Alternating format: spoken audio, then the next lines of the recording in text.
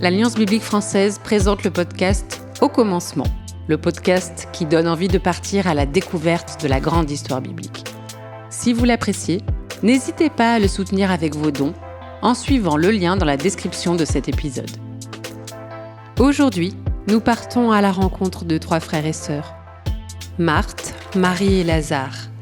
Place dans la famille, rivalité, fort caractère et maladie jalonnent les relations au sein de la fratrie. Tous les 3 sont également proches de Jésus. Aussi, qu'en est-il quand leur amitié avec Jésus vient réinterroger tout cela ? Découvrons leur histoire qui nous est relatée dans les évangiles dans la Bible.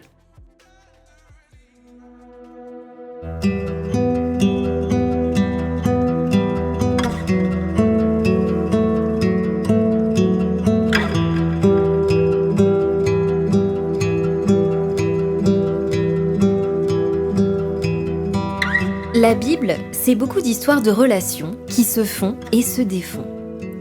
Aussi mouvantes que nos vies, parfois faites de reproches, d'attentes contrariées, d'espoir aussi. Des relations à travers lesquelles trouver encouragement et réconfort. Elles offrent des espaces où il est possible d'être soi-même, de partager ses joies et ses peines et de trouver écoute, confiance et accueil. Dans le récit d'aujourd'hui, allons à la rencontre d'une fratrie, 2 sœurs et un frère, pour découvrir leur amitié avec Jésus. Une amitié chère à ses yeux, qui a transformé la vie de cette famille. Mais commençons par le commencement. Découvrons ensemble cette petite histoire qui s'imbrique dans la grande histoire.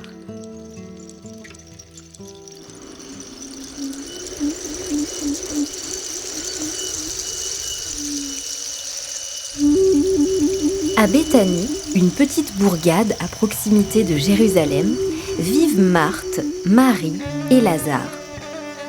Ces 3 frères et sœurs ont le sens de l'hospitalité. Ils se réjouissent d'accueillir leur ami Jésus. Marthe, l'aînée et la plus active, gère toute l'organisation de la famille. Marie, sensible, est plus contemplative. Leur frère, Lazare, aime Jésus comme un grand frère. Jésus, arrivé chez eux avec ses compagnons de route, peut enfin se reposer à la fraîcheur de cette maison. Aimant le sens de l'accueil, Marthe accourt pour souhaiter la bienvenue à Jésus. Tout doit être parfait. La table joliment mise, le repas prêt à temps et savoureux. C'est cela, être une bonne hôtesse. Faire en sorte que ses invités soient rassasiés et satisfaits. Ensuite seulement, elle se permettra de s'asseoir avec Jésus et les autres. Quant à Marie, c'est tout l'opposé. Dès que Jésus a franchi le seuil de la maison, elle s'assoit. Au pied de Jésus, elle a le regard levé vers lui pour l'écouter. Attentive à sa parole, elle n'en perd pas une miette. Comme une disciple, elle se laisse enseigner par ce que Jésus a à dire au sujet de Dieu. C'est le comble pour Marthe, qui court presque dans tous les sens pour que tout soit fait à temps. Aussi, elle voit d'un mauvais œil l'attitude de sa sœur. Croit-elle que sa place est avec les invités, au lieu d'aider à la cuisine et au service ? Plus le temps passe, plus Marthe s'agace. Perdant patience, elle s'approche de Jésus et l'interpelle. « Seigneur ! Cela ne te fait-il rien que ma sœur me laisse faire seule le service ? Dis-lui donc de m'aider !» Jésus ne s'offusque pas de la plainte et du reproche à peine voilé. Il fait signe à Marthe de s'asseoir à côté de lui et lui dit « Marthe, Marthe, tu t'inquiètes et tu t'agites pour beaucoup de choses, mais une seule est nécessaire.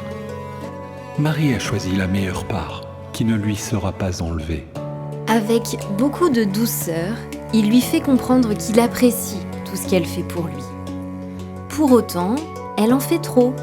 En s'agitant de cette façon, elle risque de passer à côté de l'essentiel.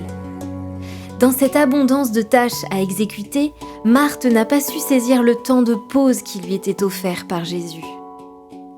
Marie a quant à elle sans doute négligé le matériel, le nécessaire et l'utile, mais elle a su prendre le temps d'écouter Jésus. Et il ne tient pas à Marthe de refuser ce droit à sa sœur.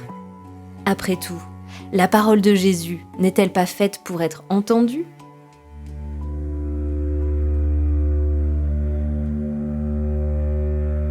Des jours, des mois se sont écoulés. Lazare, le frère de Marthe et Marie, est malheureusement gravement malade. Il va de plus en plus mal. Face à la maladie de leur frère, plus question de rivalité entre les sœurs. Désormais, elles se serrent les coudes et s'appuient l'une sur l'autre. Dans leur inquiétude, Marthe et Marie envoient quelqu'un auprès de Jésus pour qu'il vienne vite. « Seigneur, celui que tu aimes est malade. » Lorsque Jésus apprend la nouvelle, sa réponse apporte un espoir. La maladie de Lazare ne conduit pas à la mort. Elle servira la gloire de Dieu, afin que la gloire du Fils de Dieu soit manifestée par elle. Marthe et Marie le savent. Jésus a guéri tant d'autres personnes. Alors elles espèrent qu'il en fera autant pour Lazare. Pour autant, malgré la réponse encourageante de Jésus, il tarde à venir. Les jours passent et Jésus ne vient pas. Elles attendent et leur espoir diminue. Pourquoi Jésus tarde-t-il donc tant ? Lorsque Jésus arrive enfin à Béthanie, il n'y a plus rien à espérer. Il est trop tard. Marthe et Marie sont en deuil. Cela fait 4 jours que leur frère est mort. Alors, quand Marthe apprend que Jésus est arrivé près du village, elle court à sa rencontre. À la fois soulagée de le voir et submergée par la tristesse, elle laisse éclater sa frustration et sa colère. « Seigneur, si tu avais été ici, mon frère ne serait pas mort. » Ton frère ressuscitera. Moi, je suis la résurrection et la vie. Celui qui croit en moi vivra, même s'il meurt. Et celui qui vit et croit en moi ne mourra jamais. Crois-tu cela ? Le cœur rempli d'un espoir nouveau et désormais certain, Marthe déclare : « Oui, Seigneur, je crois que tu es le Christ, le Fils de Dieu, celui qui vient dans le monde. » Marie, elle, est restée chez elle, pleurant son frère, entourée de proches amis venus consoler les 2 sœurs. Marthe, toute à sa nouvelle joie, rentre en hâte à la maison pour lui dire en privé : « Le maître est là, il te demande. » D'un bond, Marie se lève et court à toutes jambes, suivie de ses proches. Elle retrouve Jésus, là où Marthe l'avait rencontré. Marie, en proie au chagrin, lui fait le même reproche que sa sœur. Se jetant à ses pieds, elle s'écrie : « Seigneur, si tu avais été là, mon frère ne serait pas mort. » À la vue de Marie et de son entourage défigurés par la tristesse et les larmes, Jésus ressent une forte colère et se trouble. La regardant et sans dire un mot, il se met à pleurer avec elle. Et si le silence et les larmes partagées valaient mieux que 1000 paroles ?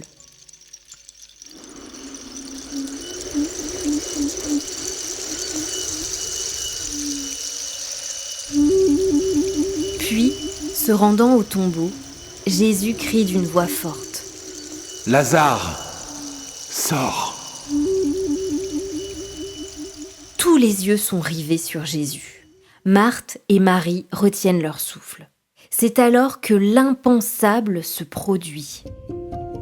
Lazare, qui n'était plus qu'un corps mort enveloppé d'un linceul, bouge, sort de sa grotte froide et sombre pour s'avancer vers la lumière.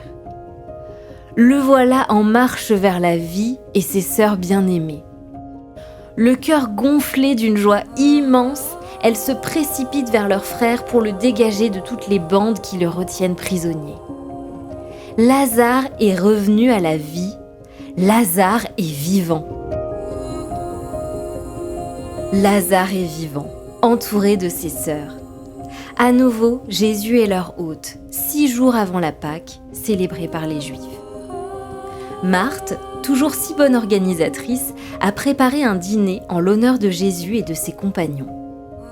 Pleine de sollicitude, elle prépare des plats savoureux pour son invité de choix. Lazare, assis à côté de Jésus, a tant de choses à lui dire et à lui demander. Les conversations vont bon train, on mange de bon cœur. Lorsque Marie entre dans la salle, personne ne fait attention à elle. Elle se faufile entre les convives, s'approchant discrètement de Jésus. Soudain, les voix se taisent dans la salle. Une odeur délicate se répand dans la pièce et remplit la maison. Marie, dans un geste plein de tendresse, est en train de verser un parfum de grande valeur sur les pieds de Jésus.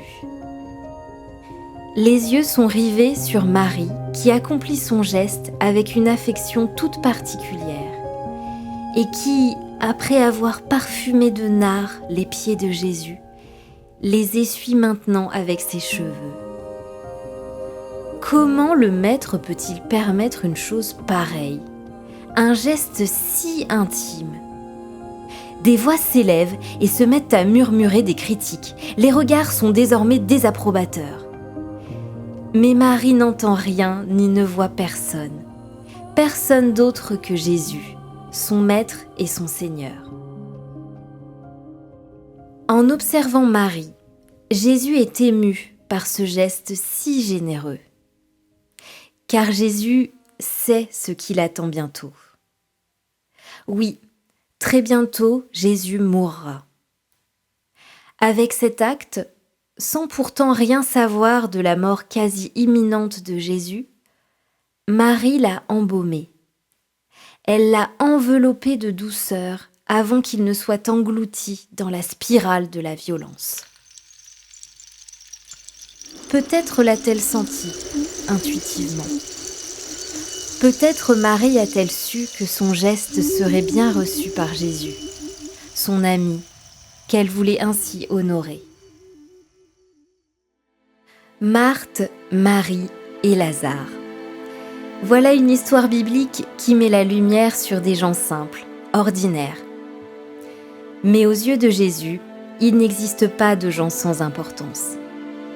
Il a plaisir à leur rendre visite et s'intéressant à leur quotidien, leur joie, leur souffrance. Cette histoire, c'est une histoire biblique qui parle d'écoute, d'attention et d'initiative. Au milieu de nos vies trépidantes, nous aussi, nous sommes invités à savoir prendre du temps, à faire place au silence et à Dieu qui nous parle discrètement, de différentes manières. Mais cette histoire nous montre aussi un Dieu qui laisse place à l'interaction, qui encourage le dialogue avec les hommes et les femmes. Il aime et encourage les initiatives humaines pour rendre notre monde meilleur, pour apporter un peu de parfum et de douceur. Marthe, Marie et Lazare, c'est une histoire biblique qui nous fait découvrir comment Dieu a le dernier mot sur la mort. Devant la menace et la peur de la mort, ou dans la douleur liée à la perte d'un être cher, nous nous sentons souvent impuissants. Dans la vie comme dans la mort, Jésus est présent. Il se réjouit avec ceux et celles qui se réjouissent, et pleure avec ceux et celles qui pleurent. Jésus, lui-même passé par la mort, n'est pas resté dans le tombeau. Il est ressuscité. Ne serait-ce pas une invitation pour nous à déplacer notre regard de la mort vers la vie, de la perte vers l'espérance et de la peur vers la confiance? À nous aussi, Dieu dit de quitter nos tombeaux. Sortons et avançons vers la vie.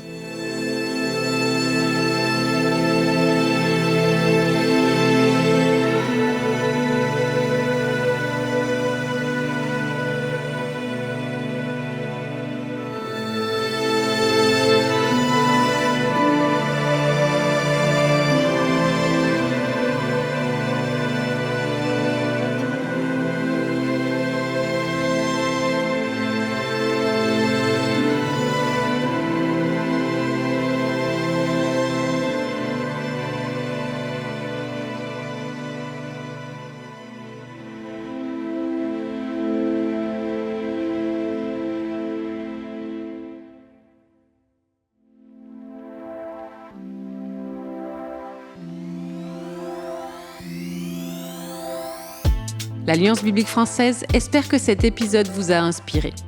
Si vous l'avez apprécié, n'hésitez pas à le soutenir avec vos dons en suivant le lien mis à votre disposition dans le descriptif de ce podcast. Retrouvez l'Alliance biblique française sur son site web, sa chaîne YouTube, Facebook, Instagram et sur les plateformes d'écoute comme Spotify, Google, Apple et Deezer.